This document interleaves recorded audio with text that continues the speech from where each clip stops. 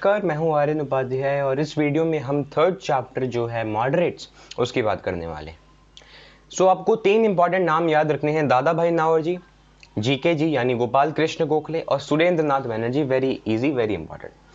दादा भाई नाओरजी की बात करते हैं तो इंडिया के अनऑफिशियल एम्बेसडर ये जाने जाते हैं। मैं जो ये बात बता रहा हूँ इससे ज़्यादा तो कुछ नहीं आने वाला, कम आ सकता है, ज़्यादा कुछ नहीं आने वाला, बता रहा। दादा भाई नाओरजी जो हैं इंडियन नेशनल कांग्रेस के प्रेसिडेंट रहे हैं। अब ये याद नहीं करना कितने बार, लेकिन 3 बार रहे हैं। कौन कौन से साल में, नॉट वेरी इंपॉर्टेंट। और दादा भाई नाओरजी ने ही कहा था सेल्फ गवर्नमेंट, बॉयकॉट, स्वदेशी और नेशनल एजुकेशन। और इनकी एक किताब थी public and un British rule in India, और इन्होंने ड्रेन ऑफ वेल्थ को क्लियरली एक्सपोज किया था। इतना ही इंपॉर्टेंट है दादा भाई नाओरजी से। इन्होंने ईस्ट इंडिया एसोसिएशन फॉर्म किया था 1866 में, ये तो आपको पता ही है। फिर आते हैं गोपाल कृष्ण गोखले। क्वेश्चन आएगा, लिख के ले लीजिए, क्वेश्चन आएगा, who was called as the political guru of Mahatma Gandhi. Mahatma Gandhi ji के पॉलिटिकल गुरु कौन थे? गोपाल कृष्ण गोखले। इन्होंने ही गांधी जी को कहा था कि आइए यार, कहाँ साउथ अफ्रीका में भटक रहे हो, इंडिया की जरूरत है आपकी, आइए। और 1905 जो साल था वो गोपाल कृष्ण गोखले का था। 1905 जो ईयर था वो गोपाल कृष्ण गोखले का ईयर था। वेरी इंपॉर्टेंट, याद कर लो, बस इंपॉर्टेंट यही है। इन्होंने servants of Indian society form किया था 1905 में, और इन्होंने वाराणसी सेशन में प्रेसाइडिंग उस टाइम के प्रेसिडेंट है 1905 में। वेरी इंपॉर्टेंट, गोपाल कृष्ण गोखले का क्या कंट्रीब्यूशन था? तो सर्वेंट्स ऑफ इंडियन सोसाइटी इन्होंने निकाला 1905 में, और वाराणसी सेशन पर इन्होंने प्रेसाइड किया था।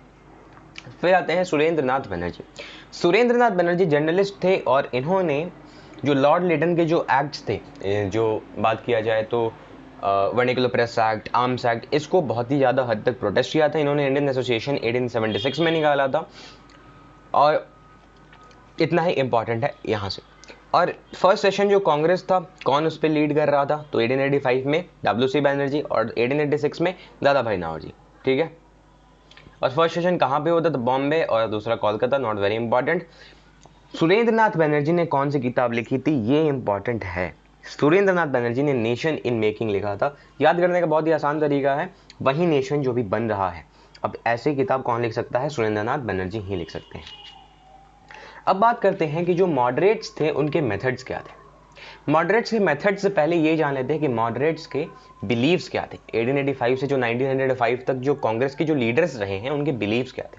तो ये ब्रिटिश में बड़ा ही बिलीव करते थे, उनके जस्टिस फेयर प्ले में बिलीव करते थे, और वो ये सोचते थे, इनका यही मोटिवेशन था, इनका यही मोटिव था कि होम रूल लीग चाहिए, यानी पूर्ण स्वराज नहीं चाहिए, इन्हें स्वराज चाहिए लेकिन ब्रिटिश के अधीन रह के।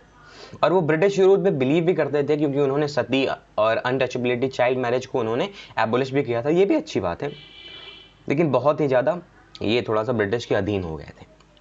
अब इनके मेथड्स क्या क्या थे? तो वेरी इंपॉर्टेंट, कॉन्स्टिट्यूशनल एजुटेशन।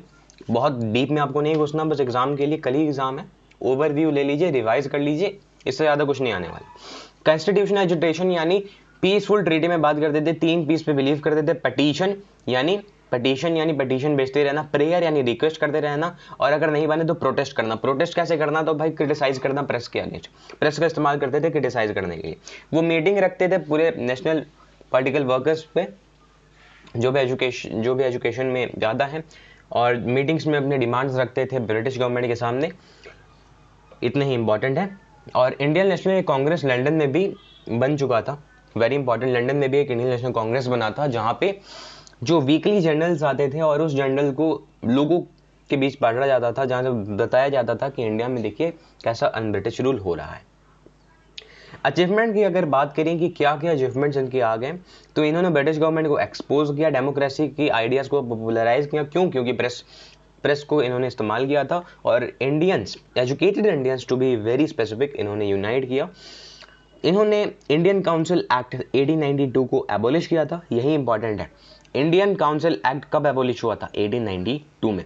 अब आपको डीप में नहीं जाना कि क्या है क्या नहीं है, एग्जाम ओरिएंटेड ही अभी बात करनी, ठीक है, क्योंकि कल आपका एग्जाम है। Indian civil service exam India में भी इन्होंने, इनकी मदद से ही इंडिया में भी इंडियन सिविल सर्विस एग्जामिनेशंस भी होने लगे। आज के ज़माने में जो यूपीएससी आती है, यूपीएससी जो होता है वो इनका ही देन है, कह सकते हैं। और British service commission, public service commission इन्होंने इस्टेब्लिश किया था, ब्रिटिश गवर्नमेंट से मदद मांगी 1886 में। That is the main thing, that is the over thing जो ख़त्म हो चुका है first phase of Indian national Congress का।